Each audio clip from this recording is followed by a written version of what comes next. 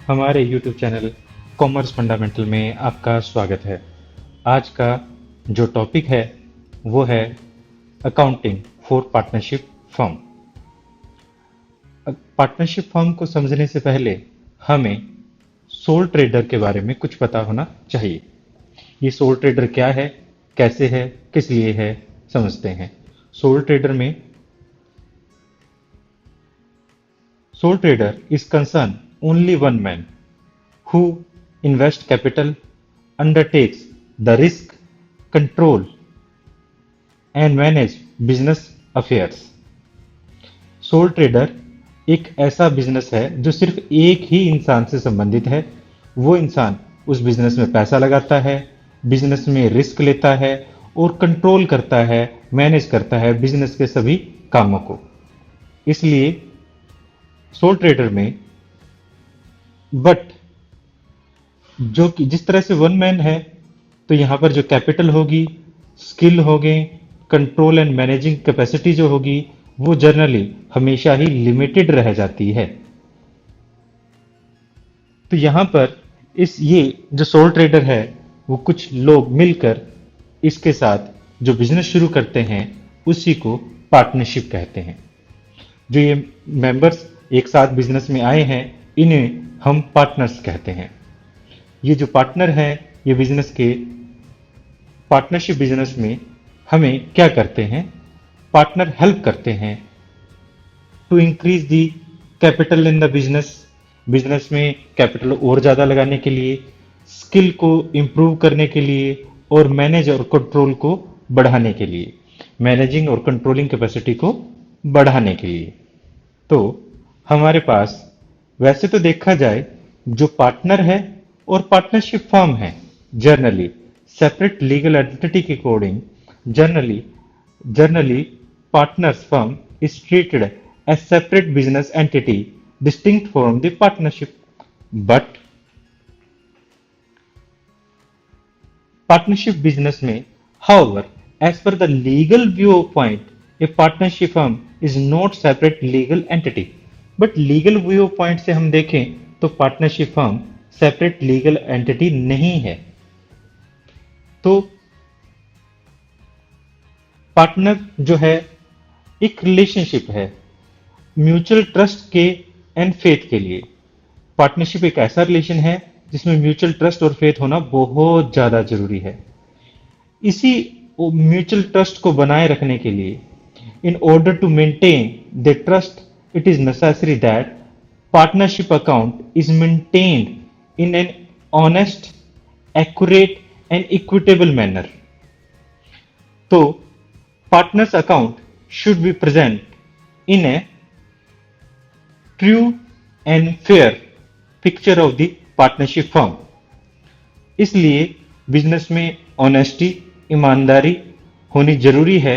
यहां पर बिजनेस में पार्टनरशिप फर्म में अकाउंट का बनाया जाना भी बहुत ज्यादा जरूरी है। तो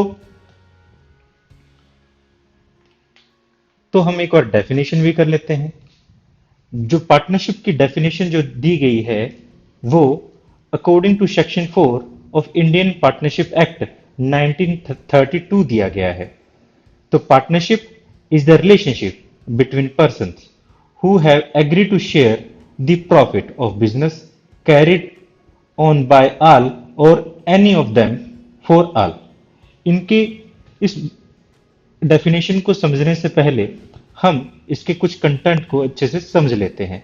देखिए यहां पर सबसे पहले बोला गया है ये जो एलिमेंट्स हैं इन्हीं को हम एलिमेंट्स कह सकते हैं जो पार्टनर की डेफिनेशन में से ही हमने लिए हैं। जैसे पर्सन, पार्टनर्स में 2 और मोर पर्सन का होना जरूरी है। There must be at least 2 person of the firm partnership act। तो हमारे पास कम से कम 2 पर्सन होना जरूरी है। जो मैक्सिमम है वो according to section 464 of Indian company act 2013 restrict किए गए हैं, वो 50 हो सकते हैं। दूसरा एग्रीड, यहां पर एक एग्रीमेंट होना जरूरी है और इस एग्रीमेंट को हम पार्टनरशिप डीड या फिर आर्टिकल ऑफ पार्टनरशिप भी बोलते हैं। Partnership is the result of an agreement। It must come into the existence by the agreement and not by the operation of law. ये ऑपरेशन ऑफ लॉ की वजह से नहीं आता, जैसे Hindu undivided family operation of law की वजह से बनती है। ये सभी पार्टनर एक दूसरे के साथ एग्री होना बहुत जरूरी है। इसके बाद existence of business and profit motive. Business जो है, पार्टनरशिप जो की गई है वो प्रॉफिट मोटिव के लिए की गई है, ना कि नॉट फॉर प्रॉफिट ऑर्गेनाइजेशन जैसे होती है जिनका ऑब्जेक्टिव प्रॉफिट कमाना नहीं होता, उस तरह से नहीं, प्रॉफिट के लिए ही किया जाता है। यहां पर शेयरिंग ऑफ प्रॉफिट होना बहुत जरूरी है। आपकी जो पार्टनर हैं वो हो सकता है अलग अलग कैपिटल कंट्रीब्यूशन करें, बट सभी के अंदर एक किसी स्पेसिफिक रेशियो में प्रॉफिट का शेयरिंग जरूर होगी। और यहां पर जो रिलेशनशिप है पार्टनर्स का, वो रिलेशनशिप यहां पर एम्प्लॉयर एम्प्लॉय का नहीं है, वो प्रिंसिपल एंड एजेंट का रिलेशनशिप रहेगा। पार्टनरशिप जो है वो किसी भी द्वारा पार्टनर, कोई एक पार्टनर भी चला सकता है या सभी पार्टनर भी चला सकते हैं, तभी यहां पर कहा गया है कैरिड ऑन बाय ऑल और any of them for all. इसका मतलब यह है कोई भी पार्टनर यहां पर एक्टिव पार्टनर हो सकता है और कोई भी पैसिव पार्टनर हो सकता है। एक्टिव पार्टनर वो पार्टनर कहलाता है जो बिजनेस में एक्टिव पार्टिसिपेशन करता है, और पैसिव पार्टनर वो पार्टनर कहलाता है जो बिजनेस में पार्टिसिपेशन नहीं करता। मेरे ख्याल से अब आप इस डेफिनेशन को ज्यादा अच्छे से समझ पाएंगे। पार्टनरशिप एक रिलेशनशिप है कुछ पर्सन्स के बीच में, वो पर्सन दो या दो से ज्यादा हो सकते हैं, जो सभी के सभी एग्री हैं प्रॉफिट को शेयर करने के लिए। जो प्रॉफिट कमाया जाएगा वो एक बिजनेस से होगा, या तो वो सभी के सभी चलाएंगे या उनमें से कोई एक चलाएगा सभी की तरफ से। तो अब हम यहां पर ये देख लेते हैं कि हमारे पास एक वर्ड था एग्रीड। एग्रीड रिप्रेजेंट करता है एग्रीमेंट को। एग्रीमेंट जो पार्टनरशिप डीड में बनाया जाता है उसे हम पार्टनरशिप डीड और आर्टिकल ऑफ पार्टनरशिप भी बोलते हैं। सभी एग्रीमेंट की तरह यहां पर भी कुछ टर्म एंड कंडीशन होती हैं। वो टर्म एंड कंडीशन में भी रिटन हो सकती है, ओरल भी हो सकती है, बट फ्यूचर की अनसर्टेनिटीज को ध्यान में रखते हुए और मिसअंडरस्टैंडिंग और डिस्प्यूट्स को खत्म करने के लिए हम यहां पर इसको रिटन में ही रखते हैं। ये टर्म एंड कंडीशन है, तो देखिए यहां पर किस प्रकार की टर्म एंड कंडीशन हो सकती है, जैसे कि name and address of the firm. Firm का नेम क्या है, उसका एड्रेस क्या रहेगा। Names and addresses of partner, partners कहां से हैं और उनका एड्रेस क्या है। The type and nature of business the firm propose to do, business किस टाइप का करना चाहती है firm. Amount of capital to be contributed by each partner and whether the capital account will be fix और fluctuating. Business में partners कितना पैसा लगाना चाहते हैं और उनका जो कैपिटल अकाउंट रहेगा वो फिक्स नेचर का रहेगा या फ्लक्चुएटिंग का नेचर का रहेगा। इंटरेस्ट ऑन कैपिटल कितना होगा, ड्राइंग कितनी होगी और इंटरेस्ट ऑन ड्राइंग क्या होगा। इंटरेस्ट प्रॉफिट शेयरिंग रेशियो क्या होगा। सैलरी पार्टनर को कितनी दी जाएगी। ड्राइंग गुडविल कितनी दी जाएगी, गुडविल का कैलकुलेशन किस मेथड से किया जाएगा। Accounting period of the firm क्या रहेगा, वो हाफ ईयरली रहेगा, एनुअली रहेगा। अकाउंट किस टाइम खत्म होंगे, अकाउंटिंग में जो फाइनेंशियल ईयर है वो इस्तेमाल किया जाएगा या कैलेंडर ईयर इस्तेमाल किया जाएगा। Method of recording of firms accounting वो क्या रहेंगे, किस मेथड से किया जाएगा। बिजनेस में ऑडिट कब होगी। Date of commencement of partnership, partnership जो है किस डेट को शुरू मानी जाएगी। Use of decision of Garner versus Moore, business में गार्नर वर्सेस मूरे का जो डिसीजन है उसको माना जाएगा या नहीं माना जाएगा। बिजनेस के बैंक अकाउंट कहां पर ओपन किए जाएंगे, किस बैंक को प्रेफरेंस दी जाएगी। And to be followed in the case of admission of partner, हमारे पास अगर कोई नया पार्टनर आता है तो क्या रूल फॉलो किए जाएंगे। और इसके अलावा अगर कोई बिजनेस में डिस्प्यूट हो जाता है तो इन डिस्प्यूट्स को कहां सॉल्व किया जाएगा। परंतु हम जानते हैं कि हमारा जो इंडिया है, इंडिया में ज्यादातर आपने देखा होगा पार्टनरशिप तो रहती है, बट वहां पर पार्टनरशिप डीड नहीं रहती। आप भी किसी अपने अड़ोसी पड़ोसी या रिश्तेदार को जानते होंगे जो बिजनेस में पार्टनरशिप चलाते हैं, पार्टनरशिप में बिजनेस चलाते हैं, तो बट उनके पास कोई एग्रीमेंट नहीं है। क्या उनका यहां पर अकाउंट नहीं बनेगा, क्या उनके कोई रूल फॉलो नहीं होंगे। ऐसी सिचुएशन में कुछ यहां पर रूल्स हैं। Rules applicable in the absence of partnership deed. यानी ये वो रूल है जिन पार्टनरशिप फर्म्स ने अपने कोई भी पार्टनरशिप डीड नहीं बनाई है। ये जो रूल फॉलो होंगे ये साइलेंट है, हम कह सकते हैं ये साइलेंट फीचर है किसी भी पार्टनरशिप फर्म का।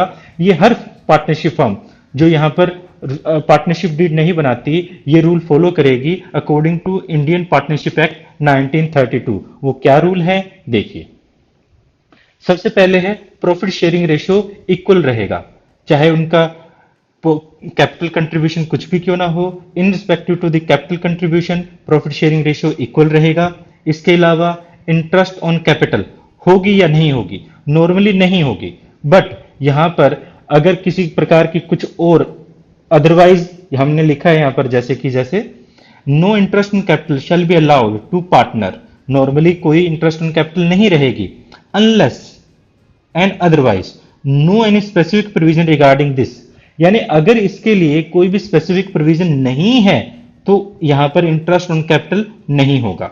इसके अलावा इंटरेस्ट ऑन ड्राइंग, कोई भी interest on drawing, interest on salary to a partner नहीं रहेगा। इंटरेस्ट ऑन लोन, अगर कोई पार्टनर फर्म को लोन देता है तो उस पर 6% पर एनएम की रेट से उस पार्टनर को इंटरेस्ट अलाउ किया जाएगा। इसके अलावा एडमिशन ऑफ न्यू पार्टनर, जो एडमिशन अगर कोई नया पार्टनर बिजनेस में आना चाहता है तो वो जो एग्जिस्टिंग पार्टनर हैं उन सभी के कंसेंट होना जरूरी है। इसके अलावा each partner can participate in the conduct of business. कोई भी पार्टनर एक्टिव पार्टनर की तरह परफॉर्म कर सकता है। और कोई each partner can inspect the book of firm और कॉपी ऑफ द सेम। कोई भी पार्टनर जो है वो बिजनेस में फर्म को अकाउंट्स को चेक कर सकता है, इसके लिए कोई प्रतिबंध नहीं रहेगा। इसके बाद हमारे पास जो सोल ट्रेडर हैं और पार्टनरशिप हैं तो उनमें जो बनाए जाने वाले फाइनल अकाउंट्स हैं वो क्या क्या रहते हैं। नॉर्मली आपने देखा जो सोल ट्रेडर है उसमें ट्रेडिंग अकाउंट बनाया जाता है ग्रोस प्रॉफिट को पता करने के लिए, कॉस्ट ऑफ गुड्स सोल्ड को पता करने के लिए, और नेट प्रॉफिट और ग्रोस जो नेट लॉस को पता करने के लिए प्रॉफिट एंड लॉस अकाउंट बनाया जाता है, और फाइनेंशियल पोजीशन को पता करने के लिए बैलेंस शीट बनाई जाती है। जो पार्टनरशिप फर्म है उसमें भी ग्रोस प्रॉफिट और कॉस्ट ऑफ गुड्स सोल्ड पता करने के लिए ट्रेडिंग अकाउंट बनाया जाता है और प्रॉफिट एंड लॉस अकाउंट बनाया जाता है नेट प्रॉफिट और नेट लॉस पता करने के लिए। बट इस नेट प्रॉफिट और नेट लॉस को डिस्ट्रीब्यूट करने के लिए यहां पर सोल ट्रेडर से अलग टाइप का एक और अकाउंट बनाया जाता है जिसे कहते हैं profit and loss appropriation account. Appropriation का मतलब होता है बांटना, क्योंकि आप देख पा रहे हैं जो सोल ट्रेडर है वो अकेला इंसान है। जो प्रॉफिट एंड लॉस अकाउंट में जो प्रॉफिट होगा वो सिर्फ इसी एक पर्सन को मिलेगा, बट यहां पर जो प्रॉफिट एंड लॉस के अंदर जो एक पर्सन नहीं, एक जो प्रॉफिट होगा वो एक पर्सन में नहीं होगा, उसको डिस्ट्रीब्यूट किया जाएगा इन सभी पर्सन के अंदर। अगर ये जो सभी पर्सन है इनमें डिस्ट्रीब्यूट किया जाएगा, इसलिए यहां पर एक एक्स्ट्रा अकाउंट बनाया जाता है जिसे कहते हैं profit and loss appropriation account. ये प्रॉफिट को डिस्ट्रीब्यूट करने के लिए, बांटने के लिए एक अलग से अकाउंट बनाया जाता है, और ये भी एक फाइनल अकाउंट है। और इसके बाद जो फाइनेंशियल पोजीशन पता करने के लिए यहां बैलेंस शीट भी बनाई जाती है। ये हमारे पार्टनरशिप में अकाउंट बनाए जाते हैं। तो पार्टनरशिप में हम trading account, profit and loss account और बैलेंस शीट को तो पहले से जानते हैं। जो जिसको नहीं जानते वो है हमारा profit and loss appropriation account. तो प्रॉफिट एंड लॉस एप्रोप्रिएशन में हम वो सारे प्रॉफिट डिस्ट्रीब्यूट करते हैं यहां पर जो पार्टनर को दिया जाने वाला है और नहीं दिया जाने वाला। जो नहीं दिया जाने वाला उसको हम नॉन डिविजिबल प्रॉफिट कहते हैं, और जो दिया जाने वाला पार्टनर को वो डिविजिबल प्रॉफिट कहलाता है। तो इसके लिए हमें profit and loss appropriation account बनाना होता है। जो profit and loss appropriation account है वो नॉर्मली टी शेप बनाया जाता है। ये भी सभी साल के एंड में बनाया जा रहा है तो फॉर द ईयर एंडेड बनाया जाएगा। इसके हमारे पास लेफ्ट हैंड साइड डेबिट और राइट हैंड साइड क्रेडिट होता है। तो सबसे पहले जो अकाउंट अमाउंट यहां पर ट्रांसफर की जाती है वो प्रॉफिट, नेट प्रॉफिट है जो ट्रांसफर किया जा रहा है प्रॉफिट एंड लॉस अकाउंट से। उसके बाद हम क्रेडिट साइड में यहां पर अगर कोई इंटरेस्ट ऑन ड्राइंग है, जो पार्टनर डिफरेंट पार्टनर, जैसे एक पार्टनर, जैसे बी पार्टनर, दोनों पार्टनर है उनका इंटरेस्ट ऑन ड्राइंग क्या रहेगा वो यहाँ पर रिकॉर्ड किया जाता है प्रॉफिट एंड लॉस एप्रोप्रिएशन के क्रेडिट साइड में। डेबिट साइड में आने वाली टर्म है सबसे पहले कोई भी पार्टनर जिसको हम सैलरी दे रहे हैं, कोई भी पार्टनर को हम कमीशन दे रहे हैं, या फिर यहाँ पर हम पार्टनर को इंटरेस्ट ऑन पार्टनर्स कैपिटल दे रहे हैं, कैपिटल पर दिया जाने वाला इंटरेस्ट दे रहे हैं। जो हमारे अलग अलग पार्टनर हैं जैसे कि एक पार्टनर है ए या बी, उनको दिया जा सकता है। इसके अलावा क्योंकि यहाँ प्रॉफिट को डिस्ट्रीब्यूट कर रहे हैं, जो पार्टनर को दिया जाने वाला प्रॉफिट है उसको हम डिविजिबल प्रॉफिट कहेंगे, और जो पार्टनर को नहीं दिया जाने वाला प्रॉफिट है उसको हम नॉन डिविजिबल प्रॉफिट कहेंगे, जिसको हम दूसरे शब्दों में रिजर्व भी कह सकते हैं। तो यहाँ पर हम रिजर्व अगर क्रिएट करना चाहते हैं तो रिजर्व क्रिएट करेंगे, और इसके अलावा जो भी बच जाएगा यानी प्रॉफिट को ये सारा डिस्ट्रीब्यूट करने के बाद अगर कुछ भी बच जाता है तो उसे हम प्रॉफिट कहेंगे, और इस प्रॉफिट को हम प्रॉफिट शेयरिंग रेशियो में अलग अलग पार्टनर में हम डिस्ट्रीब्यूट कर देंगे, बांट देंगे, और यहां पर हमारा प्रॉफिट लॉस एप्रोप्रिएशन खत्म हो जाएगा। फिर मिलते हैं किसी और वीडियो में, जब तक के लिए थैंक यू। हमारे इस चैनल को सब्सक्राइब करना और बेल आइकन दबाना ना भूलें, और आप नेक्स्ट वीडियो में आप हमारे साथ बने रहिएगा। मिलते हैं फिर नेक्स्ट वीडियो में जो प्रैक्टिकल वीडियो रहेगी। जब तक के लिए थैंक यू, धन्यवाद।